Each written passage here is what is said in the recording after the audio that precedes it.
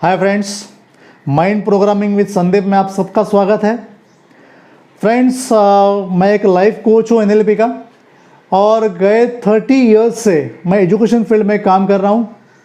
और आज जो स्थिति आई है, जिन्होंने 12वीं के एग्ज़ाम दी है एचएससी की, तो उसके बारे में मैं बोलना चाहूँगा।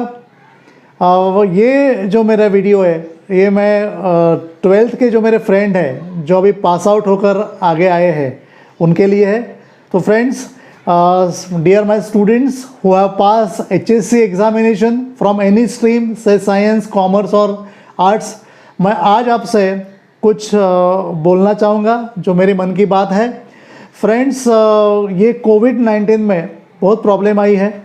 बहुत जो स्टूडेंट्स हैं जिन्होंने 12वीं के एग्ज़ाम दिए, एचएससी की दी है, और जिन्होंने जेई या नीट के एग्ज़ाम दिए, ऐसे प्रकार के बहुत सारे उन्होंने एंट्रेंस एग्ज़ाम्स दिए हैं। तो उनकी अभी अवस्था क्या है कि इस सिचुएशन में ना तो रिज़ल्ट लग रहा है और ना ही आगे की जो प्रवेश प्रक्रिया है वो आगे जा रही है। तो बहुत ही टेंशन में आ गए हैं, डिलेमा में आ गए कि क्या करें अभी। तो फ्रेंड्स, आप एक बहुत ही इम्पॉर्टेंट ऐसे लाइफ के पायदान पे खड़े हो। 17-18 साल की आपकी उम्र है, इसके लिए ये लाइफ का दौर बहुत ही इम्पॉर्टेंट है आपके लिए। और इस सिचुएशन में आपको क्या करना चाहिए इसके बारे में हम लोग चर्चा करेंगे। फ्रेंड्स, पहली तो बात ये है, मैं आपको चाहूँगा अपने जो दिमाग है उसको शांत रखिए, क्योंकि आपकी जो मेंटल स्टेट है वो बहुत इंपॉर्टेंट है। मेंटल स्टेट हिलनी नहीं चाहिए। One more important thing, don't be reactive but active. आपको रिएक्टिव होना नहीं है, क्योंकि अपने आप में अभी कुछ नहीं है, सब परस्वाधीन है। तो हमें अभी एक्टिव नहीं होना है, एक्टिव होना है, लेकिन रिएक्टिव नहीं रहना है। एक्टिव मीन्स किस बारे में, उसकी हम लोग अभी चर्चा करने वाले हैं।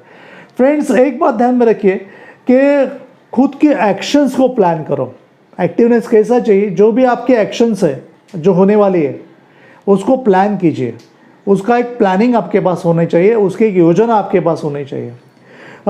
समझो आपने अभी एचएससी पास किया है, तो आपके लाइफ की एक टाइमलाइन बनाइए। फॉर एग्जांपल, हम लोग एनएलपी में हमेशा बोलते हैं कि timeline is very much important for your future. समझो 2020 चालू है, जुलाई का महीना है, तो आप 2020 जुलाई में खड़े हो, आपने 12th की एग्ज़ाम पास की है, तो 2021 में आप कहाँ पर होंगे, 2022 में आप कहाँ पर होंगे, 2023 में आप कहाँ पर होंगे, 2025 जब आएगा तब आप कहाँ पर होंगे। आपकी टाइमलाइन बहुत क्लियर होनी चाहिए। जो भी आपके वो पिक्चर होंगे जो फ्यूचर के, वो कलरफुल बनाइए। यू मस्ट हैव फ्यूचर, ध्यान में रखिए। हम लोग फ्यूचर के बारे में कभी सोचते ही नहीं है और इसके लिए प्रॉब्लम होती है। अगर फ्यूचर में जाएंगे तो ही हम लोग आगे बढ़ सकते हैं, ध्यान में रखिए, जिसको हम लोग ड्रीम बोलते हैं। तो आपके जो फ्यूचर है वो कलरफुल बनाइए, बहुत ही कलरफुल होने चाहिए कि आपका क्या फ्यूचर होगा, ब्राइट बनाइए उसे। And it must be very near to your face. जो भी पिक्चर्स दिखेंगे, जो भी मूवी दिखेंगी, समझो कोई इंजीनियर बनना चाहता है, कोई डॉक्टर बनना चाहता है, कोई एमबीए बनना चाहता है, जो भी आपके ड्रीम्स है उसे आप क्लोज लाओ, नियर लाओ, आपके समीप लाओ, तो आपको उन्हें देख सके। मूवी बनाइए, 3 डायमेंशनल वो मूवी होनी चाहिए ताकि वो आपको एकदम खरी लगे। और एक चीज़ है friend, don't get fed up. Fed up मत होइए। बहुत बच्चे मैं देख रहा हूँ फेडअप हो गए हैं, फ्रस्ट्रेट हो गए हैं, कंफ्यूज हो गए हैं, क्योंकि क्या मालूम है, it's a part of life. ऐसा होता है, जैसे बोलते हैं ना, बड़े बड़े शहरों में छोटी छोटी बातें होती रहती है, ऐसा होता रहता है। तो it's a part of life. ये जो कोविड-19 का जो दौर चल रहा है, ये तो हमने बुलाया नहीं, वो आया है सबके लाइफ में। ये बहुत बड़ा एक धक्का है। तो इसके लिए खुद से कुछ सवाल पूछना बहुत इंपॉर्टेंट है, ताकि हम लोग इसमें से कैसे बाहर आए। चलो, आपके करियर के बारे में बोलेंगे। खुद से कुछ क्वेश्चन पूछिए जो आपके करियर के बारे में। मीन्स फॉर एग्जांपल, आपने आपके करियर के बारे में क्या सोचा है, मीन्स उसकी पूरी जानकारी आपके पास है। आपके करियर का क्या स्कोप है वो आपने देखा है इंटरनेट पे जाके कि उसका स्वरूप क्या है। समझो आप डॉक्टर होना चाहते हो, इंजीनियर होना चाहते हो, पैरामेडिकल में जाना चाहते हो, फार्मेसी में जाना चाहते हो, फिजियोथेरेपी लेना चाहते हो, या कॉमर्स में आप आगे जाना चाहते हो, बीसीए करना है, ओके, बीबीआई करना है, सीए करना है, सीएस करना है, या आर्ट्स फैकल्टी में आप हो, बीएमएम करना है, या अलग कुछ आर्ट्स फैकल्टी के कोर्सेज करना है, तो आपने उसकी पूरी जानकारी ली है। फ्यूचर में जो जॉब का परफॉर्मेंस होगा, जॉब कैसे प्रकार का होगा, जो अपॉर्चुनिटीज़ होगी, जो एवेन्यूज़ होंगे, वो आपने देखे हैं?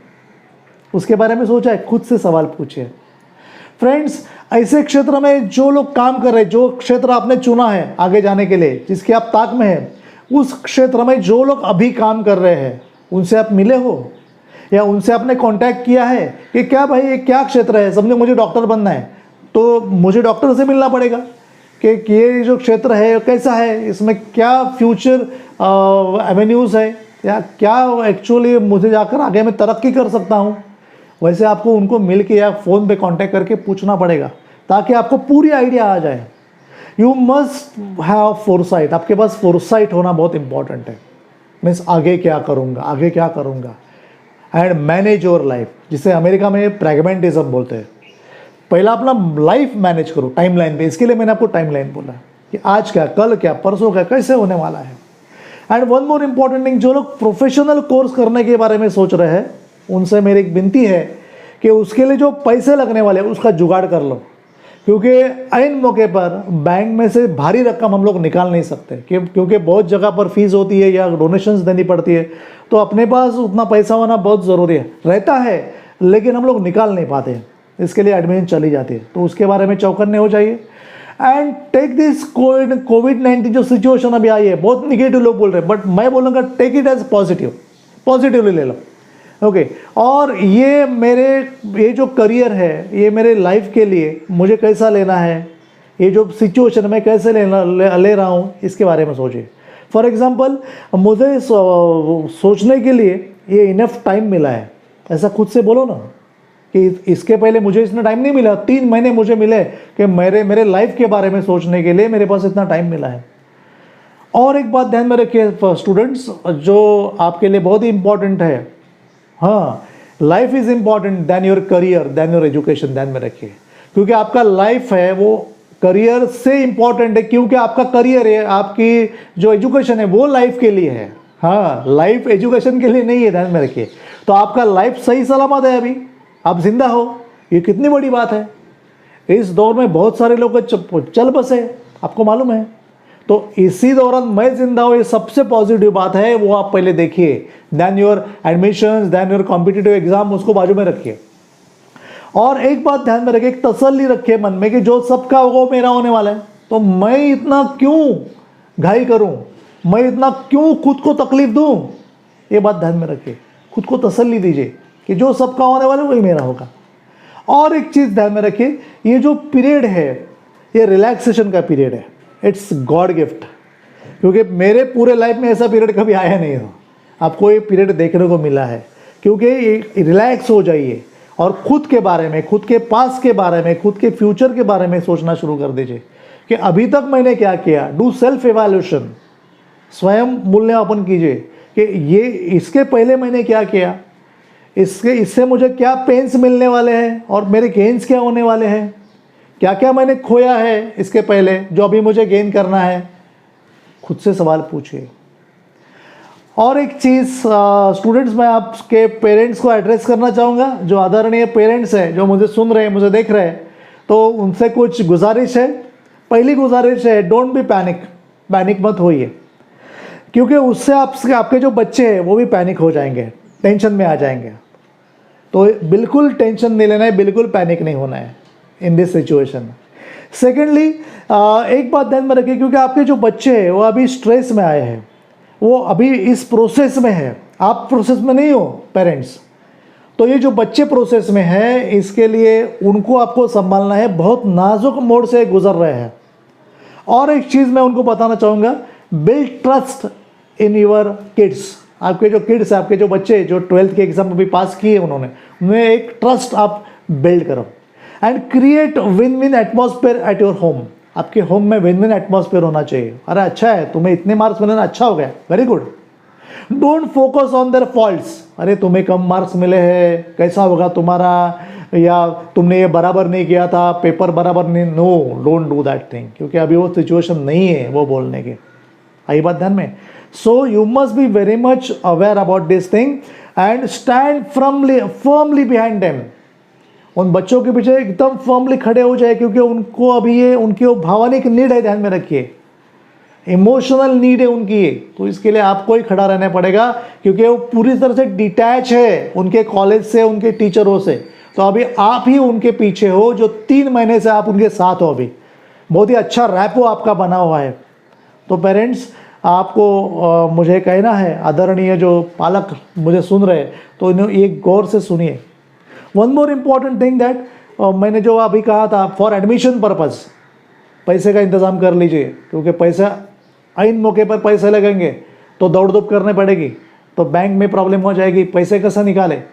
तो अभी से उसका जुगाड़ कर लीजिए कि कितने पैसे की, क्या पैसे की प्रोविजन है वो आप करके रखिए। और एक very important, last but not list, आपके बच्चों को कृपा करके 10 जगहों पर मत भेजिए इंक्वायरी के लिए। अरे उधर जाके इंक्वायरी करो, उधर बच्चा जा रहा है बाइक पे से या बच्ची जा रही है स्कूटी लेके। नो, बहुत डेंजरस समय चालू है आज, कुछ नहीं होने लगा, रैट रेस नहीं, बहुत ही बारीकी से सोचना पड़ेगा आज। हाँ, और ये इस पीरियड में आपको बच्चों को बहुत संभालना है, आपको उनके पीछे खड़ा रहना है। तो सारे जो मेरे फ्रेंड्स हैं जो HSC के एग्ज़ाम पास हुए हैं और उनके जो पेरेंट्स हैं, उन्हें मैं इतना ही कहूँगा कि आपका दिमाग शांत रखिए, and then only you to take decision. All the best.